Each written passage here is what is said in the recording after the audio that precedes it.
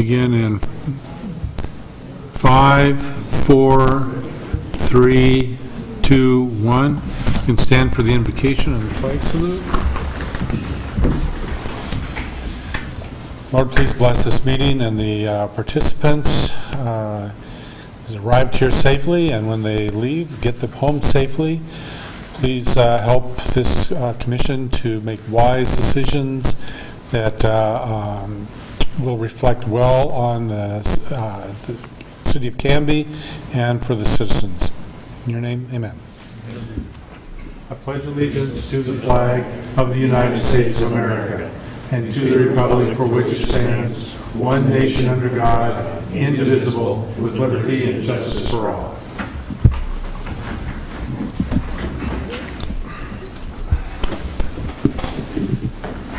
I want to thank the throngs for coming to the meeting tonight, and for those watching us on TV. The first thing I'll ask for is citizen input on non-agenda items.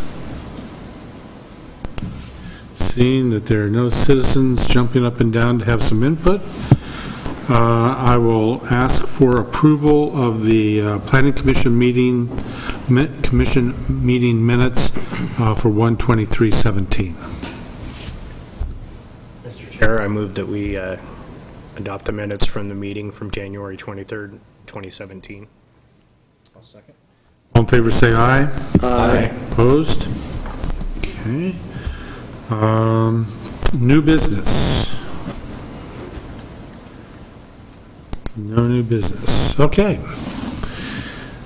We will now move to the public hearing. We will consider a request for a minor land partition of an existing 23,958 square foot lot into 3 parcels located at 582 North Knightsbridge Road. That would be MLP 16-03, Brett and Shannon Ali. Did I pronounce that correctly?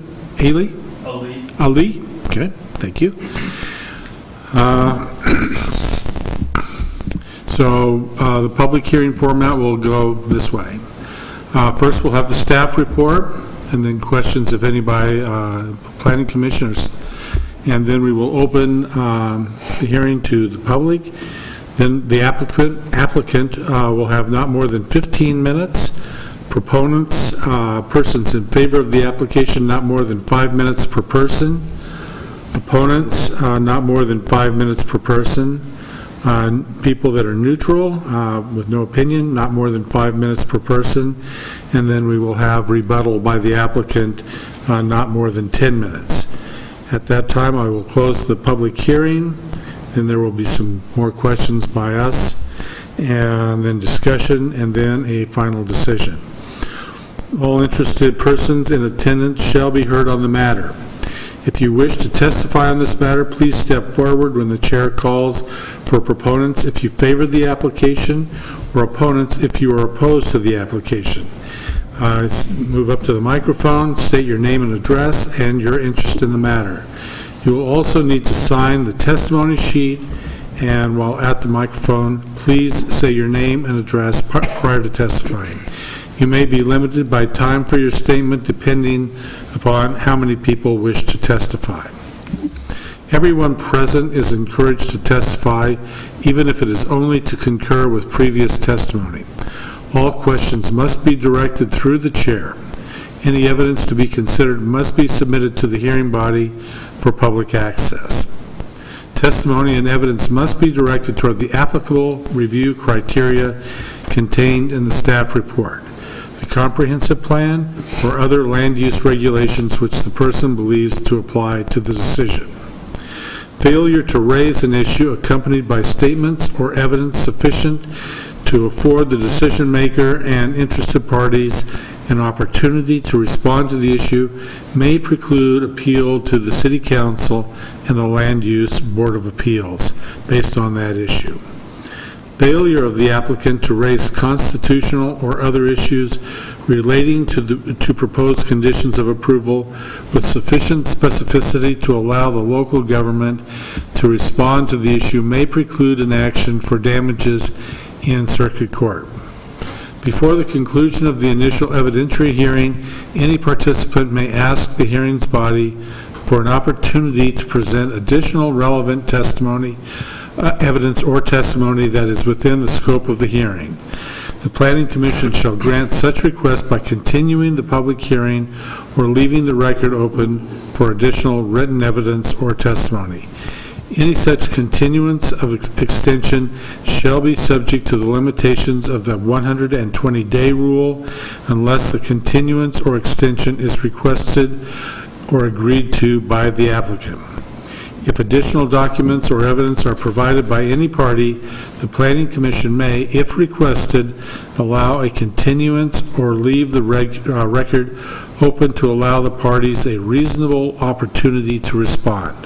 Any such continuance or extension of the record requested by an applicant shall result in a corresponding extension of the 120-day time period. So, having said all that, let's move forward with the staff report. Thank you, Commissioners. If you don't mind, I'll summarize the staff report tonight.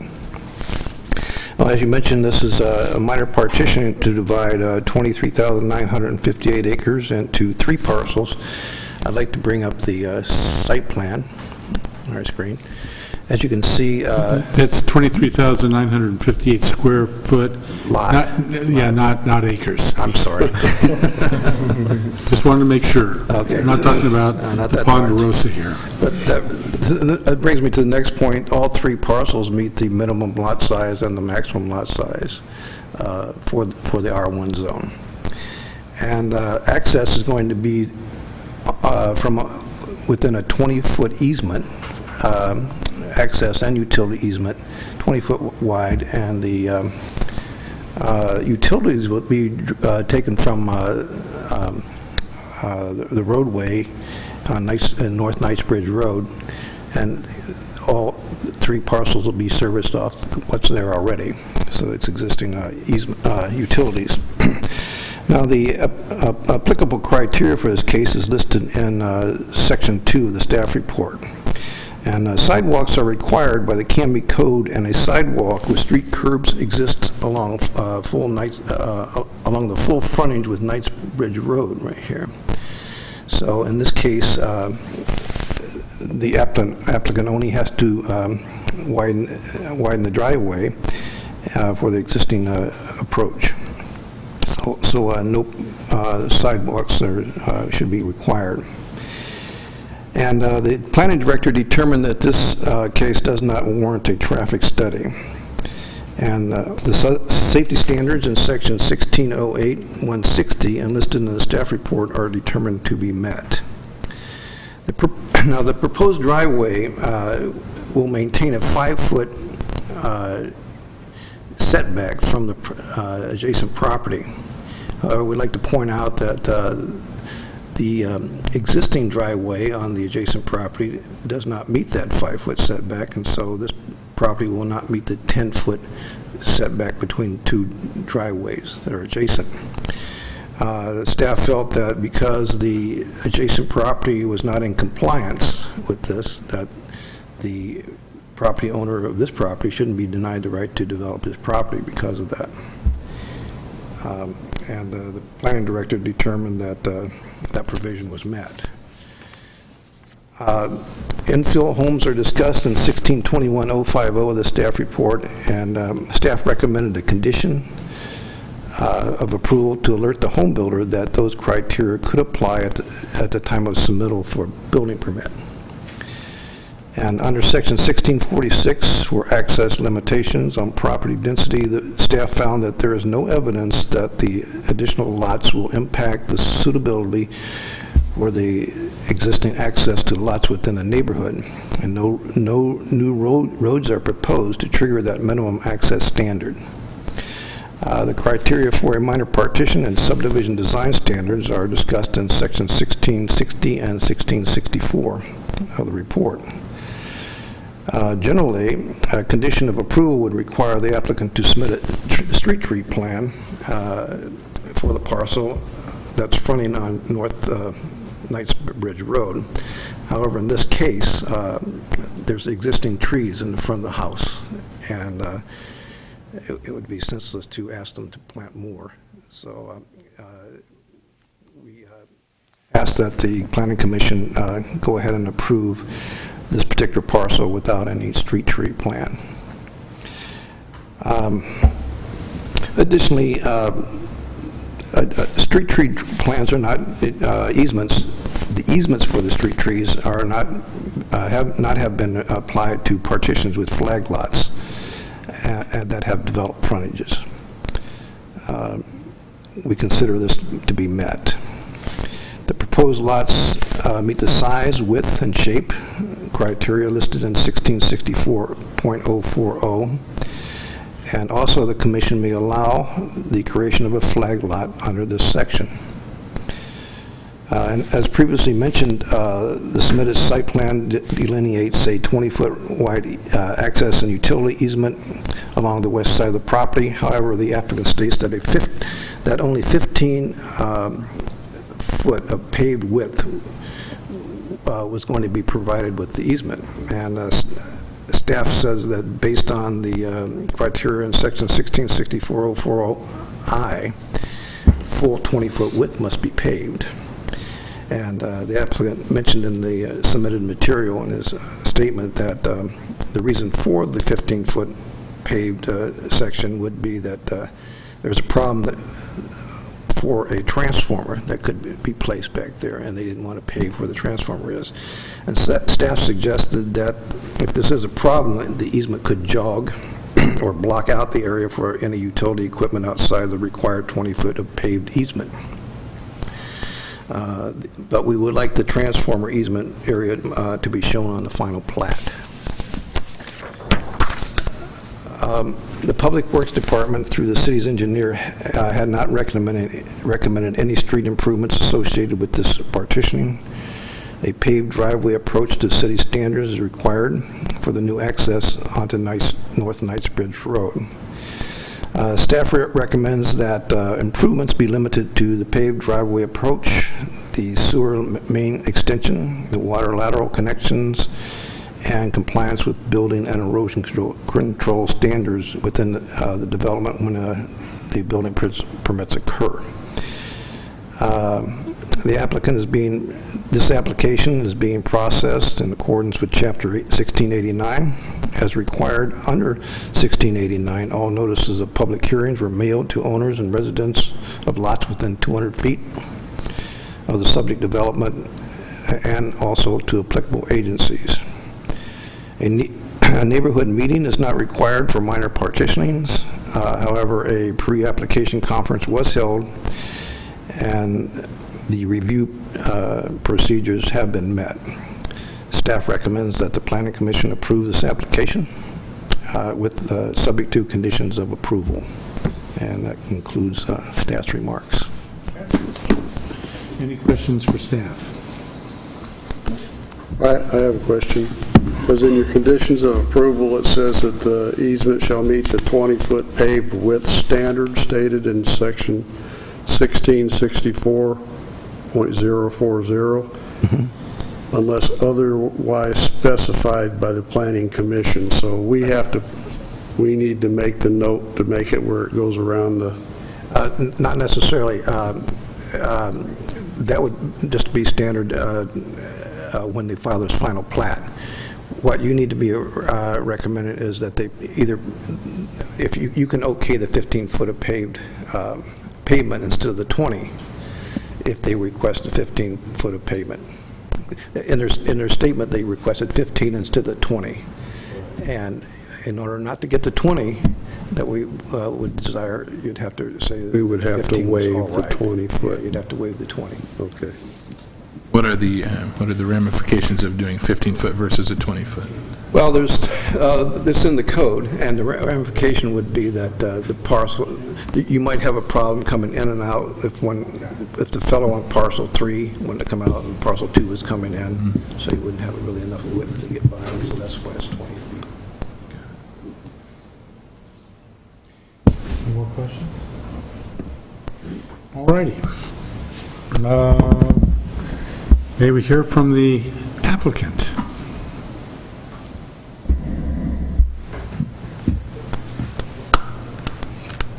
My name is Rick Gibbons, planning consultant. My address is 18680 Sunblaze Drive, Oregon City, Oregon 97145. It has to turn green, there's a little, Button right where it says center. push. There you go. Now I got to do it all over again. But I sound much more impressive. Again, my name is Rick Givens. I'm a planning consultant. My address is 18680 Sunblaze Drive, Oregon City, Oregon 97045. And I'm speaking tonight on behalf of the applicants. Really, the only issue I think that we wanted to discuss a little bit is the pavement width. Everything else in the staff report we certainly agree with. When the applicants initially met with the staff at a pre-app, the planning director suggested at that meeting that he thought he could support 15 feet. And so that was part of our reasoning for pushing ahead with that in our application.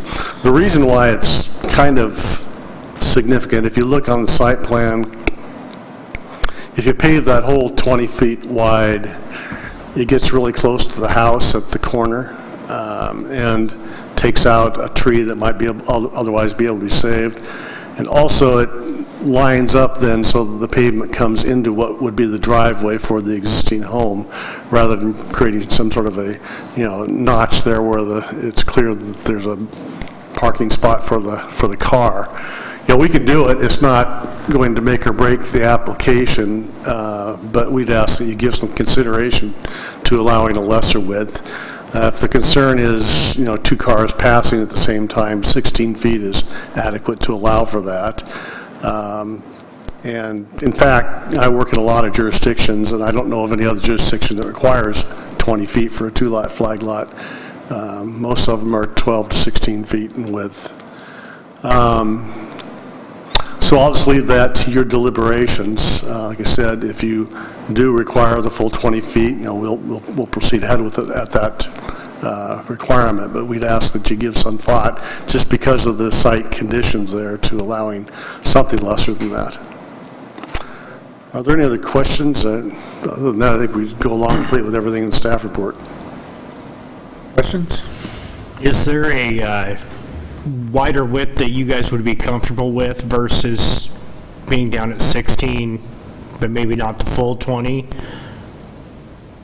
Well, any relief you can give us would be, as you can see, I've got the pavement shoved clear over to the west property line, and so I'm leaving like a 5-foot strip that gives a little more room between the paving and the corner of the garage of the house there.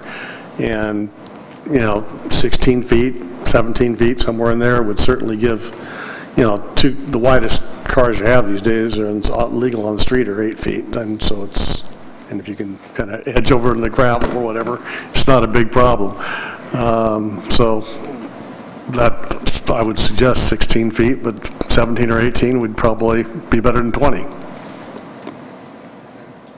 Yeah, I was just thinking of somebody like me, if I was looking at buying a parcel, one of these two, I have a trailer that's 10 foot wide. I start pulling that in and out of there, and nobody's getting in or out the whole time I'm driving down that road. So it's 16 feet. But at 18 feet, there might be enough room to make that maneuver. As well as, I drive a truck that's probably 14 feet long.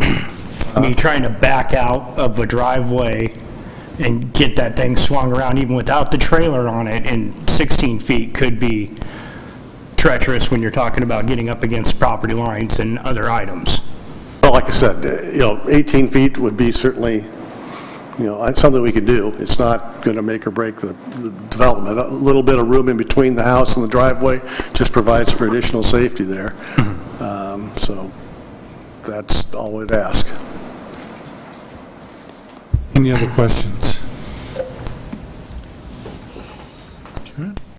Thank you very much. Are there any other proponents that would like to speak? There are only two of you. Yeah, I figured that. Okay. Are there any opponents? Seeing none, And seeing nobody that is neutral, and I assume that there will be no rebuttal since there was, I think we're good to go on that.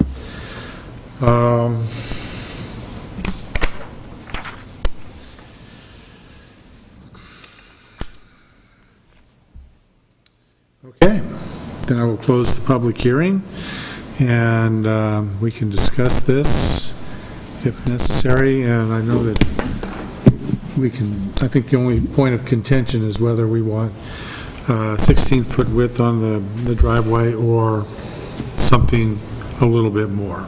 Does anybody have? Yeah, I have, my opinion is I understand Tyler's concerns, but they're going to develop this thing, and then whoever's going to own a home or buy a home there, if they ever do develop it, it'll already be in. I'd let them put the 15-foot driveway in and not worry about it. I mean, they're the owners. It would be there. I understand that there are codes, but I don't see where that being a flag lot or an infill lot in the back, that a 15-foot driveway, if there are no trees or if there's just grass on that right-hand side there going up in those other lots, if there was a place you would pull out. I mean, if you're going to put that service island in there, you're going to have to jog around that anyway. I don't see a problem with it, but that's just my opinion. Anybody else?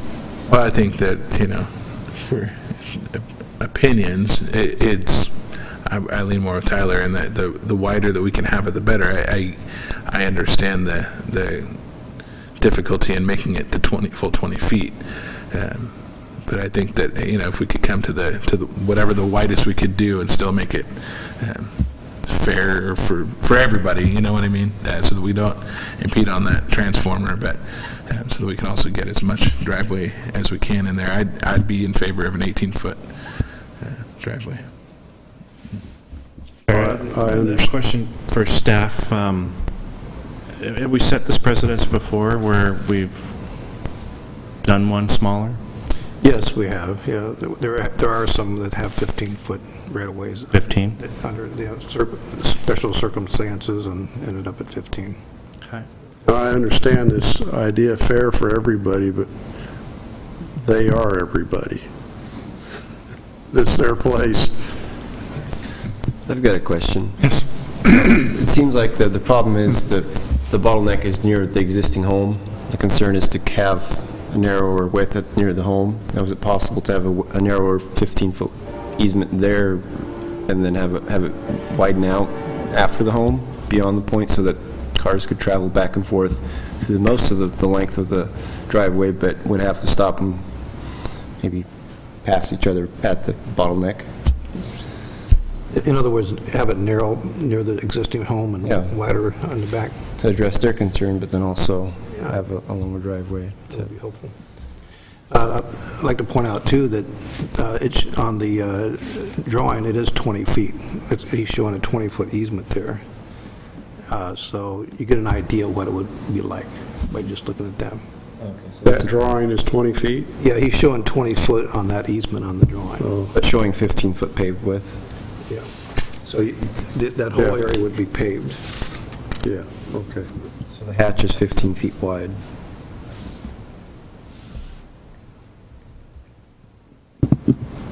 Is there any requirements beyond this from a emergency personnel type thing? Because I understand that they're the owners of this, but you're obviously doing this so that you can sell those lots and build on those lots. So you've got other people that are going to be in this, other owners of these parcels. So is there, from an emergency standpoint, do they need any extra width As far to as get we by? know, it's beyond the 100-foot easement, so fire was all right with it. The length of the was is more than 100 feet. Do you have anything that you would like to add to that? Record again, Rick Givens. Just a little information regarding fire code. What they require is 20 feet of clear space but they will allow down to 12 feet for 2 homes. So they want a paved surface for the engine to run on, but they want 20 feet clear for unobstructed either side. So that's why they have a 20-foot easement shown. But it looks like that tree, the second tree, would also need to be removed in order to provide the 20-foot clear. Yeah, I think you're right. We were going to discuss that with the fire chief, but the tree is probably going to be a goner either way. But it's just more a matter of preserving a little bit of room there beside the garage. And I think the idea of necking it down a little bit at that point and then widening out is something we hadn't thought of, but probably would be fine.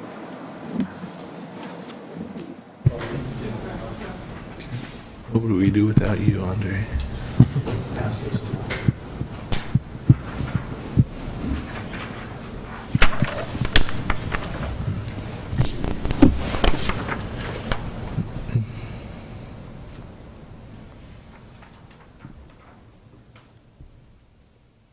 Like the dashed line is the 20-foot.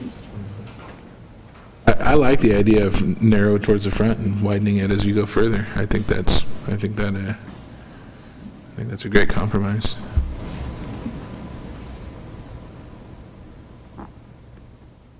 Okay, any other questions, discussion? Okay. Then I will entertain a motion.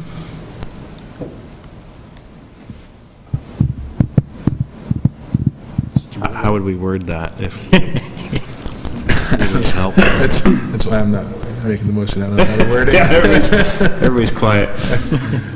I would move that we accept it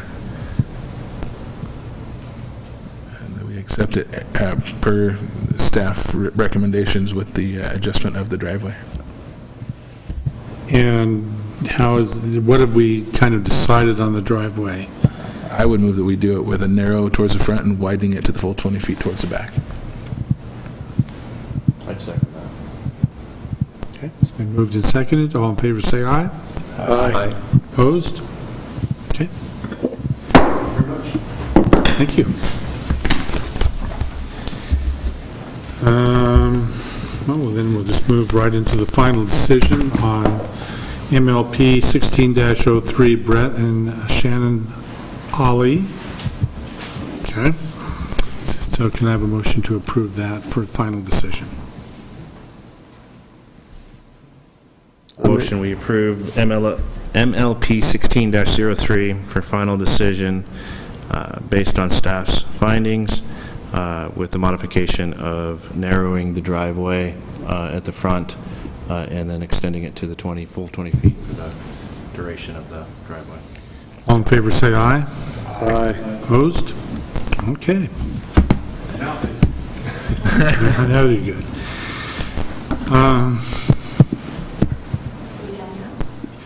Everybody's done but you. You have to stay. I have to stay. Yeah. Don't you? In that case, you're done. Thank you. Thank you. Have a good evening. Items of interest from the staff. Well, we have two cases coming up on the 27th that I would like to point out. One is a subdivision of the Northwood Estates Phase 3. That's the continuation of a master plan was approved in '05 for Northwoods. And also, the Campbell Utility is coming in with the DR for their new facility on South Pine Street. So is this the first one, the SUB 17-01, is that the 7.5 acres that have been rumored to be causing such a stir? I mean, I got an email from Brian that there's something coming up that involves 7.5 acres.